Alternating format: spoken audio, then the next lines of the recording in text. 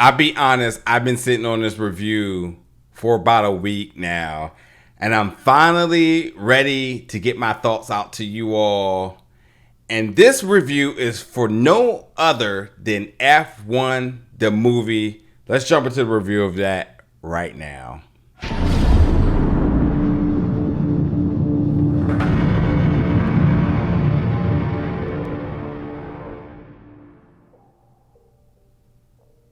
What's up, everybody? Welcome back to the channel today for another review. And today we're going to be reviewing the new film F1, the movie, coming to theaters June 27th.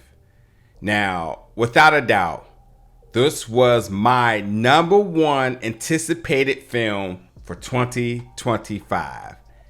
And I had the chance to watch it, and I have so many emotions, so many thoughts, and I'm ready to really cover it all. But I wanted to take a moment to kind of sit, let it process, and give you more of a review and less of a reaction, because I got to be honest, I was disappointed with this film. And it really pains me to say that, because as a person who, when I saw the teaser, when I knew it was F1, when I saw it was Damson, when I saw it was Brad Pitt, when I saw Lewis Hamilton was involved with it, I said I gotta check this out. And then when you go deeper and deeper, when you see the director Joseph Kosinski involved, when you see that Jerry Bruckheimer is involved, this is really a recipe for success. But after I saw it, I was underwhelmed. I was definitely, I was just disappointed. First thing I want to talk about is this film is 2 hours and 36 minutes. And it is a sports film. And I don't think I wanted it to be a sports film. I wanted it to be an experience, because when you think about Joseph's previous work, you think not F1, you think Top Gun, which Top Gun 100% was an experience. And without a doubt, Top Gun Maverick was the best movie of 2022. And a lot of people are comparing this to Top Gun, but it's not. F1 is a sports film. Top Gun Maverick was an experience. It was unlike anything you had ever experienced in the theater, in the cinema. And whatever bit of, and however you went to the theaters, whether you seen it in 4DX, whether you seen it in 3D, whatever it was worth your money. But with this, it was a sports film, because while the cinematography, how they immersed you into the races, it felt very much like a sports film because it hit all the tropes. And honestly, when I think back to like my like as of recent, like when it comes down to this genre and when it comes down to the subject matter, I thought Gran Turismo in 2023 was the bar, and I still think Gran Turismo is a better film. So with this one, I was just disappointed because of a lot of things I'm going to talk about. But like, I needed this film to be an experience, because if you're going to have Joseph Kosinski, who is the director, or who was the director of Top Gun Maverick, which brought you in the cockpits of those jets, I felt like in this film you were sitting in these cars, but ultimately it became less about the cars. It became more about the outside drama around it, which then felt a little sort of dramatic for the sake of the movie, and less about the racing, the cars. And I'm really going to break all this down. But first thing I gotta say is, like, it's just really not close. Top Gun Maverick was an experience. This was a sports film, and it hit every trope possible. And when it comes down to truly like the sports elements and the tropes, anyone you could think of, they crossed it. You know, the underdog story. Like, honestly, this was Rocky on wheels. It really was. And I even thought like the lead actors, Damson and Brad, they were fantastic together. I actually feel like Damson, who I've watched for years and years on television with Snowfall, that he's a top tier talent. But I hope this truly is his coming out party on the big screen stage, that he gets the respect and love in the roles that he deserves. There's already rumors around him becoming the next Black Panther. It makes sense. That sort of is the recipe with Marvel. When you have actors have these breakout roles, they ultimately land in the MCU. Brie Larson with Room, Mahershala Ali with Moonlight, and on and on and on. Moonlight?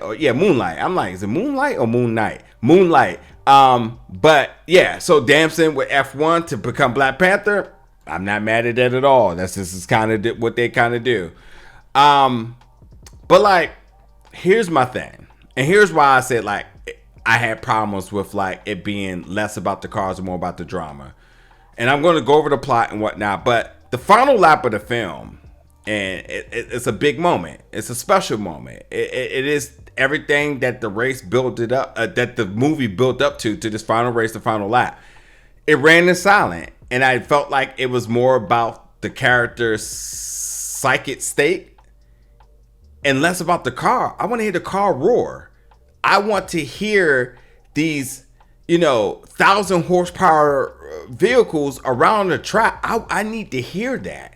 Imagine there being a moment where the jet and Top Gun Maverick, and it was just complete silence. Like, we love hearing, the jets zooming by, breaking the sound barrier, all that good stuff. And like for these cars, we need to hear them in every single moment. And the fact that they chose to that very final moment to send a lap around on the final race, the final lap, to do it in silent, I just wasn't a fan of it. And even for the runtime, 2 hours and 36 minutes, that's a lot. And like, I do feel like it did very good with the pacing, but with the pacing, there was a lot of unbalances with the tone. Like, there was a moment where it was overly comical. There was a moment that was serious. I thought the first two acts were very good together. And then the third act introduced sort of a different element, and it just didn't work. I think the antagonist of the film really didn't even understand what he was trying to do. And I definitely feel like I need to spoil that when we get to it. But anyway, talk about the film. Brad Pitt character Sonny Hayes is the biggest what if case. He has been coined as a racer for over the last 30 years, just being reckless. And might I say, this becomes his redemption act, because the only thing he hasn't been able to do was actually, win an F1 race. And thus, he comes to save his best friend who owns this F1 team, Apex GP, that is criminally broke. I think they're like 350,000. I'm sorry, 350. They're very broke. I don't know if it's 350,000 or 350 million, but they're really broke, really broke. And they need to win, or he's going to forfeit the team. He's going to lose the team. So of course he goes to his guy who's been a good racer in every other medium besides F1. And then you have Damson Idris character, JP, Joshua Pearce, who is this young, very talented racer, but he has an ego. He doesn't have any sort of training, and he's not really thinking about the focus of the team, but more of the focus of himself.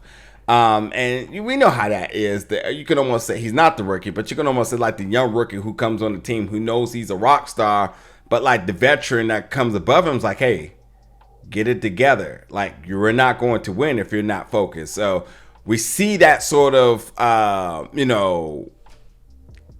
sort of say dynamic between the two of them, old school versus new school, but they got to get on the same page if they're going to win. Now, granted, F1 is a sport that I know enough about, still learning, and there will be elements about how F1 races are done, how teams are put together, even team differences and all that other stuff that may be a little confusing to you in this film, because teams compete with one another. Racers compete with one another on the same team. So when you kind of look at JP versus Sonny and them not being on the same page, it's totally normal. But in a way, you look at it as like, if they're on the same team and they're broke, why would they be trying to sabotage one another, considering that they both lose if the team is sold, you know? But this is actually things that are happening currently in F1.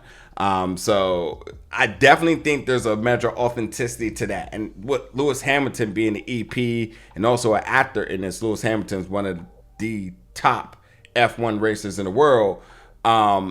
You have to respect that when he comes in and sort of supervising the authenticity of the film, that he's going to make sure that these things are represented correctly. So that it may be a challenge to like the casuals or maybe the people who just don't know it all, but in a way, it is authentic. But I don't know if I totally agree with that because it does raise more questions than answers than your typical sort of idea of how racing and teams work. But even with that though, there's tons of predictable things in here. There's a lot that, you know, that may go over your head in terms of the technology with the cars and how the racing and aerodynamics and engineering and all that stuff work. But also don't worry, because there's a lot of mansplaining that goes on as well too. So you're going to be good. One thing I didn't like was the commentary over the races, and I know they're trying to add a measure of authenticity to it, but it felt like they were beating down the main team that we was watching the entire time. And after a while, this kind of came off as hella annoying. And trust me, I'm not hating at all for no reason or purpose here, but to tell you, like, I really wanted this film to be about the cars. I wanted it to be about F1. It felt like there was so many other distractions instead of the cars going around the track, the different teams. I mean, any and everybody who's in F1 had a cameo in this film, and they made sure they represented that properly. So if your favorites are in here, you don't have to worry about that. But again, let's make it about the racing, because that's what the sport is about. You know, and that's what a sports film is about, is the racing. And you do add the drama to really heighten the theatrical experience, but like less about the drama, more about the race, and let the drama heighten everything. But anyway, with that too, there's like a lot of other really questionable things. Like Sonny definitely provides you like the handbook of all the dirty tricks to do in F1. And I don't know if that was the right thing to do, but okay, we're here. And the character is just hella cheesy. It's just really, really, really, really cheesy. And in fact, it almost feels like he's like giving you a guide to how to do F1 wrong. And like I said, it's all predictable. Now, the thing that I thought was interesting about the character Sonny, right, is that you don't really fully flesh out his backstory with his father and his PTSD. And I don't think it was till to the very, very, very, very last moment that you start to be able to make at least some reasonable assumptions as to what's really the reason this character Sonny wants to race. You know, what are the things he's dealing with? Why does he always have to have a card in his pocket? Why doesn't he look at the card for what it is? And I think that payoff being at the very, very end is questionable if it works or not. But I think when you're talking about PTSD and why somebody does what they do, you kind of want to know the entire time, because there may be an emotional connection that the viewers can get behind. Like, let's just say Kobe Bryant. If we didn't know that Kobe's whole mentality was to win by any means necessary, Mamba mentality, if you didn't know that to the moment he won the championship, you might not have gotten behind him the entire time. In fact, you might think this guy's a little problematic. I don't like him. But Kobe was very adamant that I'm the first person in the gym. I'm the last person in the gym, because no one's going to outwork me, and I will win by any means. And when you look at a winner, that's when you define what a winner is, and you look at a winner, it's Kobe Bryant, it's Michael Jordan, because they have that mentality. And with the character Sonny and everything that he goes through or been through, you really don't even understand that to the very end. I wasn't a fan of that either. I wish we had gotten a lot more of that in the early part, instead of him focusing on a love interest that I think is a conflict of interest on the team, and frankly a distraction from a whole team who is completely broke, who hasn't won a race, who needs to win in order to save the team. Why are we worrying about anything else but the fact that we're winning, that we need to win? And if you're going to bring in a veteran racer who's never done F1 and all the things in terms of why he wants to race, besides being given an opportunity to race, I think it's very important to focus on that character dynamic more than the love interest that should not probably have been in there at all. I do like that there was some aspects of like, things coming full circle. I won't really kind of go over that because it's like really spoilery, but I do like how like there's moments where something happens and then you see that like the reverse of it later on. So it's like almost returning the favor. I did appreciate that. I did like that Lewis Hamilton has a moment in the third act. Thought that was really, really cool. And I also think that Hans Zimmer's score, I thought it was great. Hans Zimmer really can't do no wrong. But I definitely did appreciate how and what his score brings to the film. Not his best work, because, Interstellar still exists, but definitely good work. But listen, for a sports film, it's pretty solid. Rocky 5, solid. And the script features literally every single cliche imaginable in the film. Definitely goes a little bit longer than it needs. I actually think if you cut about 30, 45 minutes, I think you're pretty solid. Brad Pitt charisma in his performance proves he's a star. You never have to doubt that. But I also think that this is a coming out party for Damson Idris. I already knew his talent. I think the world will recognize it after this. Joseph, he directs the hell out of this thing. It's what he does. And I think it's definitely impressive when it comes down to the cinematography and just being in the car at times where you feel like you may be actually driving it. And I thought they did very good in terms of giving you every angle, vantage point, or dynamic with the racing. However, it still didn't feel like an experience. It felt more like a racing movie, a sports movie. And I'd rather it had been an experience. And if you're having trouble following, like, what's the difference? Well, an experience is definitely something that that when you go into this, you're taking that emotion out of it and you're feeling like, when I fucking get in my car, I'm going to be, hitting the gas a little bit harder than I thought I would originally. I feel like a sports movie, you cheer for the high moments, you're sad for the low moments, and then after that, that's it. But you're not about to go out there and be like, hey, you know what? I have to remember the Titans. I think I want to go play for T.C. Williams now. You get what I'm saying? But I definitely think it deserves to be seen on the best screen available. And with this, though, the film, I think more or less is definitely still worth a watch, but I'm disappointed because I think this film could have been great. I think when it's all said and done by the end of this year, people are going to forget about it. I still think that Sinners is a better film this year because everybody's saying this is the best film they've seen this year. But like, hey, a lot of influencers got to see this early. So of course they're going to just say whatever it takes for them to continue to get their moments, their access. But at the end of the day, like, it's a very solid C for me. Sinners is an A. Undoubtedly the best film of this year as of right now. But F1 is definitely something worth watching, entertaining.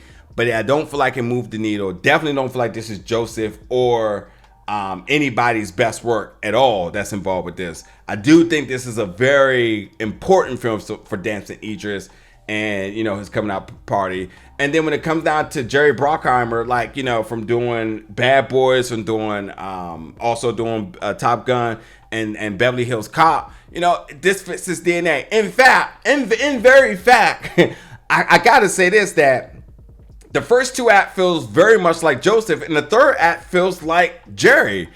And so that continuity between the three acts, problematic. I'm telling you, when they really introduce the antagonist and his motives and questionable motives, you're going to be like, wait, what? And actually, go check this film out because you make the judgment for yourself. But I want to say this because I want to give you a fair warning when you watch it so you can tell me what you think. So here's a spoiler aspect of this film. If you are broke and you own something and you have an opportunity for somebody to come in and buy your team, right? Why and how is there a benefit for you to sabotage your team to lose for the sake of you trying to sell your team? Because if you need to sell your team and you win, your team value goes up. You win a championship, you win a World Series, you win an NBA championship, you win the Super Bowl. Your friend, your team essentially becomes the top team, and thus the value goes up because you are the bar for your league. How do you explain you want to sabotage your team to lose as a benefit to you? This is the answer I cannot figure out, and it is driving me nuts because it makes me feel like maybe I missed something, or maybe I don't understand anything, but there's no way as you owning something that you devalue something you own in hopes that it benefits you in a better financial way. It just doesn't make sense at all. Then on top of that, last thing, and part of this selling deal, they wanted Sonny, Brad Pitt character, to be a part of the deal. He tried to make Brad Pitt not be a part of the deal, which I don't understand. But he said that you all explain the third act to me once you go check it out. That's all I got to say. So anyway, you can say what you want. You say I'm hating. You can say whatever. But F1, again, for it to be my top anticipated film of the year, underwhelming. Should have been shorter. Definitely no continuity between the first, second, and third act. First two for sure, but not the second to third. Less of an experience, more of a sports movie. And in terms of it being a sports movie, it hit every trope possible. I definitely was expecting a lot more, a lot better. For the good Hans Zimmer score, the cinematography, the production, the visuals, the cars, the design, learning about the sport if you're not a fan, obviously giving everybody in F1 a cameo, probably opening up the idea for more people to be interested in F1. I thought they did all that well. But again, as a movie, it should have been less about the drama, more about the cars, more about the race. Gran Turismo is a good example of all of this. We understand what was going on with that, but it was truly about the power of a racer who had never raced before getting into a car and being able to be in that world and be a winner. So it was about, can they handle the car? Did they understand the car? All that sorts of different stuff. They didn't make it about anything else but a person getting in the car to race the car and to race with the cars, where you had other competitors on the track. Those were the people you were up against, not against your own team, not even against yourself. It was about what was happening on the track. That's my issue. And I want to hear the engine roar. And you can say, oh, you're just a guy and you're a gearhead. Well, then so be it. But that's why I went to go to see F1, because I wanted the cars to do the talking. I want the cars to be more of a character than the people to be a character. When you go see Godzilla, who do you want? Do you want a kaiju battle, or you want the humans on the ground out there doing their thing and blah, blah, blah, blah, blah? Exactly. So check out F1. This is probably the longest review I've done this year, but hey, I had to get it off my chest. I took time to process it all. But yeah, I suggest you check it out. Come back in the comments. Let me know your thoughts about it once you do. And as always, stick around for more reviews and content very soon. Thank you for watching, folks.